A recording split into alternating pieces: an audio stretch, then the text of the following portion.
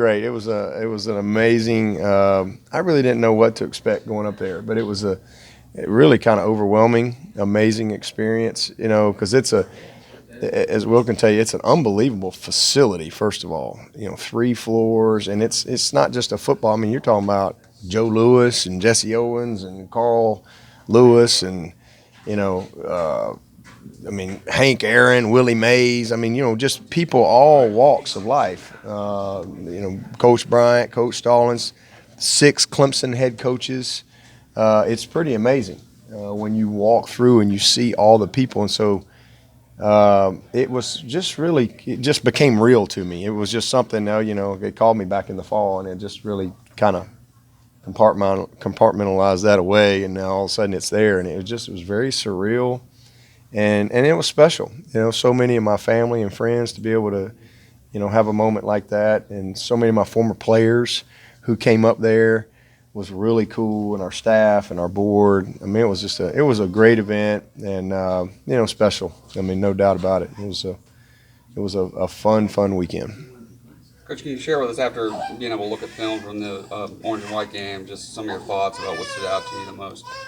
Well, it was a very competitive game for sure. You know, the depth of our team, I thought, showed up in that game. A couple plays here or there, I mean, could have really made a big difference. And even though, you know, the game was, the white team, I think, came back, and then the pick by Trayvon kind of sealed the deal because it was fixing to get real interesting. So just some big plays. Saw some guys make some plays and finish some plays. You know, the guys in the trenches, I thought did a really nice job, especially some of those guys that we wanted to really see how they responded in a different role, like a Bach course, for example, for the first time, you know, getting a Blake Vincent, getting a first start. A lot of those guys getting a chance to start. So it was good, very competitive, and just another scrimmage. You know, we had 5 scrimmages, so-called gradable scrimmages, counting our half scrimmages, and so just a real big part of the evaluation process. Have you talked to the guys that got drafted this past weekend? Were you Yes. surprised by any of those where guys ended up? Not really surprised. You know, I just saw Dorian, and Dorian just came by right before I left, and I was running a few minutes late. He came by to give me a hug and just he was so excited to kind of tell me his story, and evidently he said he was at a party and didn't think he was going to get drafted or whatever, and they called him, and he was with Kendall Fuller and their high school buddy. I mean, so it was a pretty neat story he was telling me, and so he's fired up. I think he said he leaves tomorrow, as a matter of fact, and he's going out and then he'll be back. So just really great, you know, to see a guy like him who, you know, a couple of years ago was a free agent, you know, to go all the way up to the 3rd round. And he's excited. He feels like they have a plan for him and a good fit for the scheme and the things that they're going to ask him to do. So I think they've done a good job of kind of articulating. I mean, like, you know, he was a very specific guy that they wanted. And so he was really excited about that. But just, you know, reached out to all the guys, congratulated them all, and time to go to work, you know, really.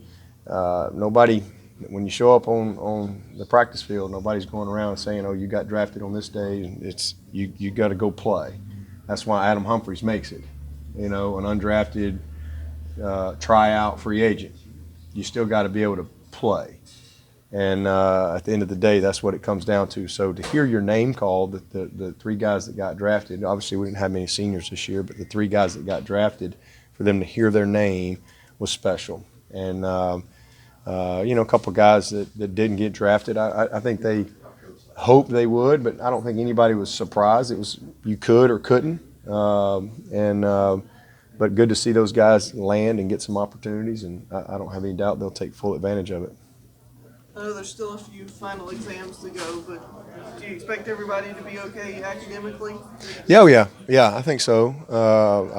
You know, we'll see. Got a long way to go in the summer, but I don't think anybody. I don't think the only guy that I'm worried about is Sawicki, and he's a great student. It's just he transferred in he's a walk-on that came out, made the team, and you know you got the degree percentage completion thing or whatever, and so not sure if he's going to be eligible. And he did a good job for us this spring. It was really nice having him out there. But that's really the only one that I'm concerned about. You're going to have Spires and Wolford and guys graduating next week. Yeah. How about that, Tiger? I just think it's awesome, to see those guys come back and finish and it just says a lot. I think it sends a great message to your current players.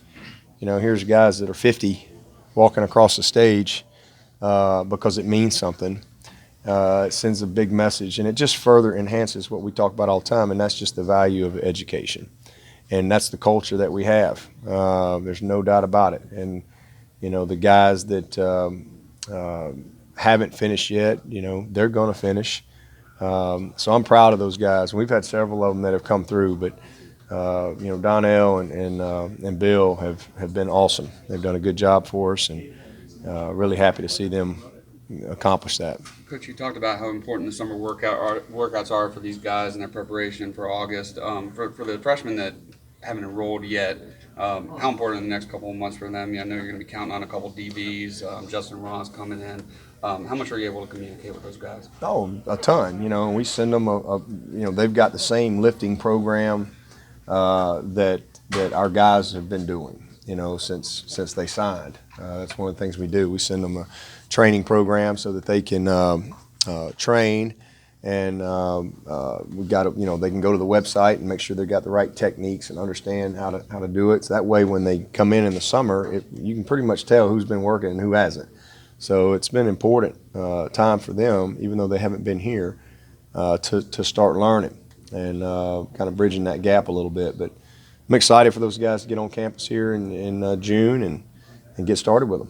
With Dion sliding, did you talk to him at all about that? Did he seem to be handling okay? Oh, he's excited for his opportunity. I mean, again, I think he was hoping to go higher, but he went where he went. And Grady Jarrett was hoping to go higher too and went in the 5th round, but he's done all right. And I think that at the end of the day, to have when you really step back, to have your name called on draft day is unbelievable.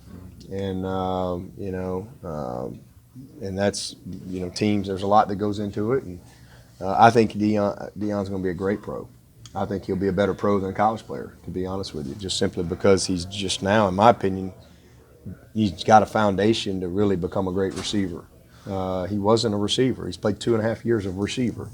So he's learned a lot. He's developed a lot technically and fundamentally, but he's still got a ways to go. But he's got a good foundation, I think, to go and grow on and build upon. So I think he's going to be an excellent pro. I think it's a great fit for him. He's going to be fast on that turf.